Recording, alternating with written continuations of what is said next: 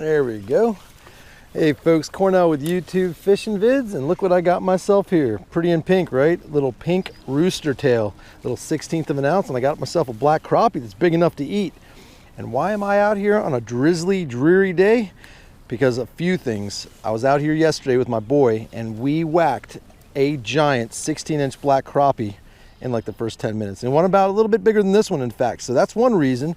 Another reason is I can fish legally for fish now recreationally in the state of Maryland. How cool is that? So there are beds all over the place, and there's bass way up shallow. So I have a drop shot rod, an ultralight rod to get out here and get some of these.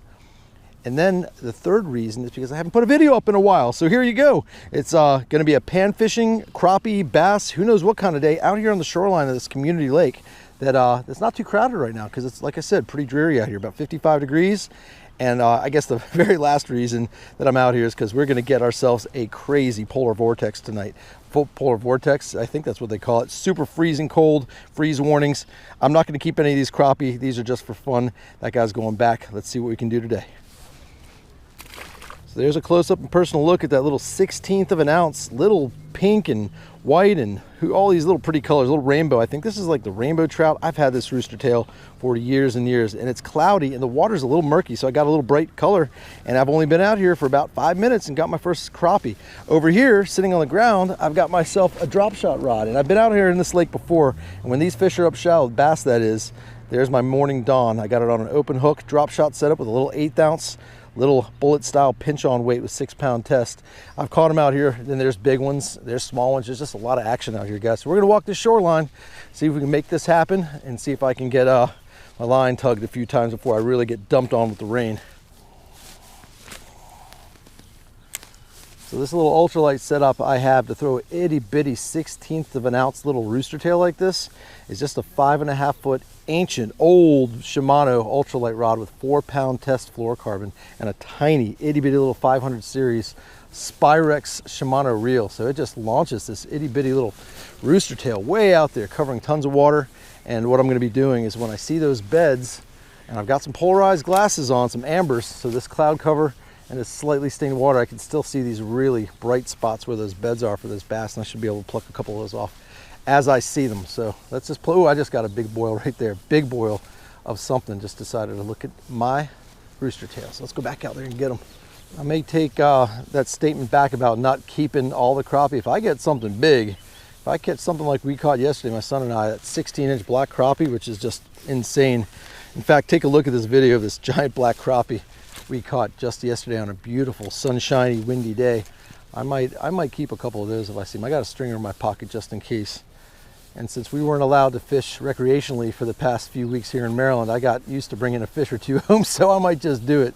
We'll just see if we can catch one like we did yesterday. But yeah, that was a giant slab. All right, folks, that's the first cast of my little drop shot setup. And one of the reasons I'm throwing a drop shot setup out on this community lake is because it is insanely pressured. It's pretty clear, but this lake gets beat to hell. There's all kinds of stuff being thrown in this water from every spinnerbait, creature bait, Texas rig, you name it. These fish have seen it. So I'm just going as finesse as I can. I've done really well out here this time of year. Don't fish it much, but the few times that I've come out here this time of year, I've crushed them in great numbers and occasional giants. So if I'm lucky, that'll happen today. And I threw out pretty far because there's not every bass in this lake is up spawning yet. There's some big females set back behind a bunch of these crappie and bluegill that are up shallow. So let's see if I can pop a nice bass here. Who knows, maybe a giant crappie will eat this drop shot. It's happened before. All right, guys, so I got a couple taps on the drop shot, but what I do every time I get to a new spot like this, I just go ultralight. I go to see if I can pull off a little panfish or two, see if I can grab a big old slab crappie. And don't sleep on these inline spinners. These rooster tails get some bass, I'm telling you right now. I've caught tons and tons of big bass, and it's a battle too. You got 4-pound test and an ultralight, makes it pretty fun. So that's what I'm gonna do, just a little fan casting with this, and then I'll launch that drop shot out there and drag it around. See if I can get that finicky bass or angry bass on a bed to eat. Oh, there we go, guys. Let's see what we got here. Whatever it is, it's got a little bit of fight in them. It could be a bluegill. That's another thing we got to keep in mind, is that these rooster tails catch everything. So sure enough, there it is. Got myself a beautiful little bluegill. Great little fight on an ultralight. and I'm a poet and I didn't even know it. So there's number 2 species of the day, beautiful little bluegill going back. Guys, one of the reasons why I'm throwing this little 1/16 of an ounce, you know, roostertail has all kinds of sizes. I generally am throwing a 1/16 of an ounce and an 1/8 of an ounce. It just depends on the depth of the water. It depends on your setup and how well your little ultralight setup throws these lightweight little roostertails. 1/16 ounce with this setup, perfect. 1/8 ounce, no brainer. And also when you got these community lakes or ponds with muck like I've got, the 1/16 of an ounce just stays up a little higher. It just doesn't go as deep and doesn't get dragged down into the nastiness that always comes back on these little mini treble hooks, and they work great. So it's just under the surface of hair. It's really shallow, and the fish are really shallow. So it's a match made in heaven. The 1/8 ounce is no brainer. If you've got a little bit deeper shoreline, maybe not quite as much of a muck and mess to deal with, but those 2 sizes and an array of colors are great. And there's fish number 3. Let's see what we got. It's fighting like a little bluegill. Oh, it might be a little bass. I think we got a little bass here, folks. Species number 3. So there we go. We got our crappie, we got our bluegill, and now we got our bass, all on the roostertail. Have not gotten a fish on the drop shot yet. That tells the tale, guys. Little inline spinners catch everything.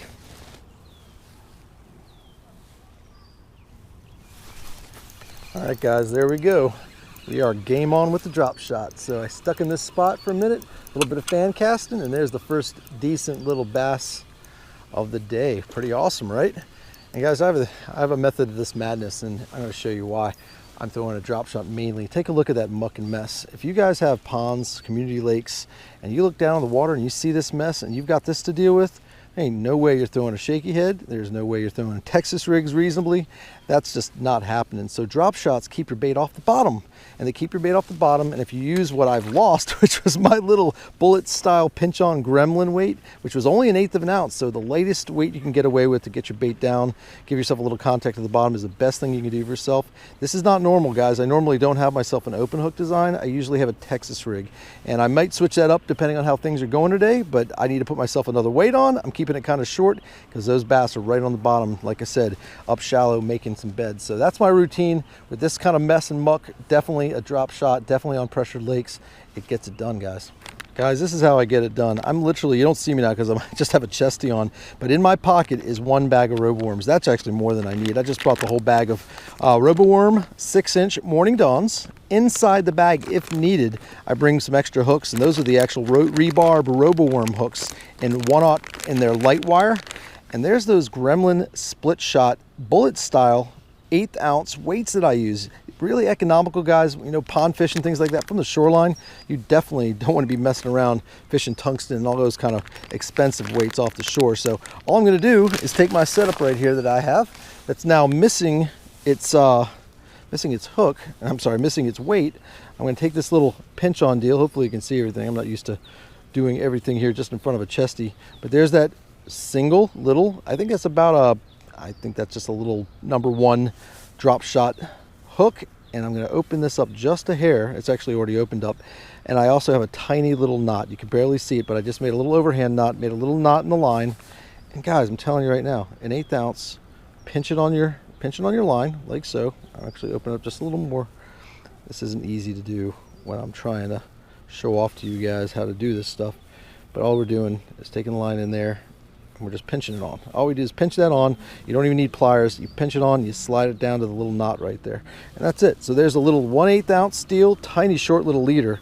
That's all that is. And the way I do these roboworm deals on an open hook design to keep it a little bit more weedless, when I normally should be doing Texas rig out here on a pond, I'm going to go just underneath the chin like so, and then I'm going to come straight out the tip of the nose, but not actually even come out, guys. It's going to be sitting just parallel to the shank of the hook, so it gets a really good dance, and you just barely bring that pit tip right to the end of that little bit of soft plastic, and that's pretty much weedless for now. That's not going to get caught in anything until it gets caught in a fish, right? So let's get back out there as the train flies by and see if we can catch ourselves another bass or 2, and then we keep moving, see what else we can do. Oh, I got a fish, guys. That was a funny bite. They grab it and they start swimming sideways, and until they pull against you, you never know what you have. But whatever this is, it's little. So again, another set of shoreline and another species, the same species. It's just another nice little bluegill. So yeah, the pink is working great today, not just in the little rooster tail, but in the drop shot. Back he goes. I'm pretty confident that every time I move and every spot that I hit that's fresh and new will at least yield something. A little panfish, a little bass, definitely something on this little rooster tail. And then moving on to the drop shot. It's a great 1-2 punch just to cover the water above and below and get something biting. Super duper urban community lake here, guys. And the train and the cop right there is pretty much the most noise I'm gonna hear today because it's raining. And that's another great reason I'm out here. I wouldn't mind coming out in the light rain, light showers, get some nice rain gear. And this time of year especially, just come out here. It's pretty peaceful compared to what it usually is. Usually it's just everyone out here, even during the pandemic and even down to a lockdown situation here in Maryland, there's still people riding their bikes, getting their exercise, and it's just non-stop noise. But right now it's pretty peaceful, pretty cool. There we go. Who knows what we got here, guys. Looks like another little bluegill, but another spot, another fish on the rooster tail. Tight quarters in here, guys. The shoreline fishing can get interesting sometimes. Even on these little fish, guys, one of the best things you can do for yourself when you're shoreline fishing is bring yourself a little pair of pliers. Just strap it to your hip, and it helps a whole lot. Second thing I always bring with me, you can't see it very well, but right down here, strapped to my belt, I got myself a towel. And having a towel handy is always nice to wipe off your slimy hands. Hopefully your hands do get slimy.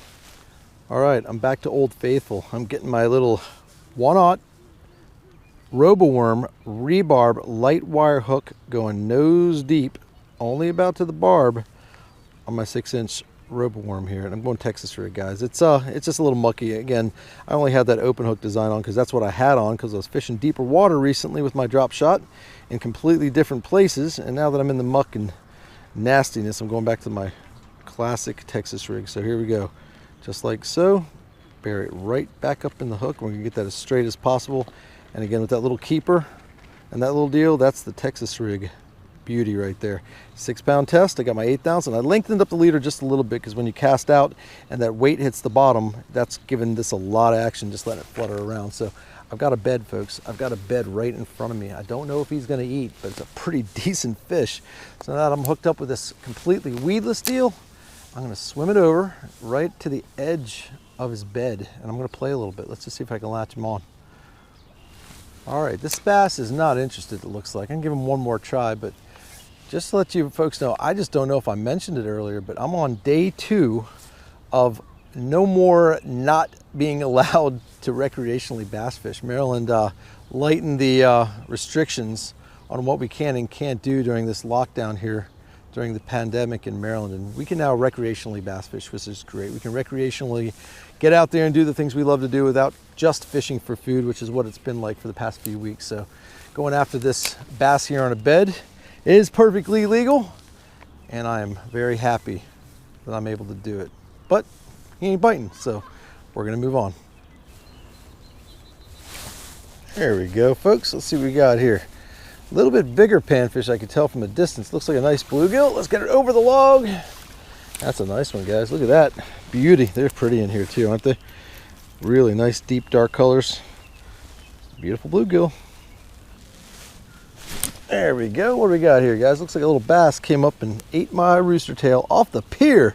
Little pier over here. And guys, there are so many fish below me. So many bluegills, so many panfish, and ironically, beautiful little bass. Again, ate this little rooster tail. It's catching everything, but yeah, I'm just covering all kinds of water. This pier is just a no-brainer. All right, guys, little change up. I'm going to get away from that pink and get myself a little 16th ounce chartreuse with a little gold blade and see how this does. Other one was getting it done, but nothing wrong with a little change up every now and then.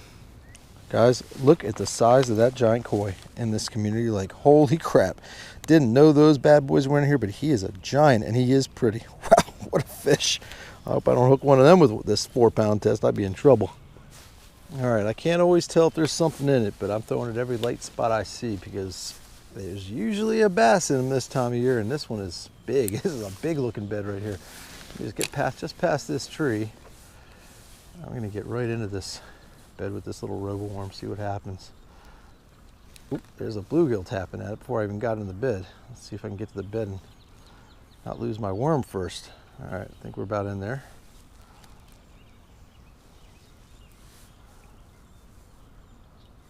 There we go, guys. There was a bed there and I got him.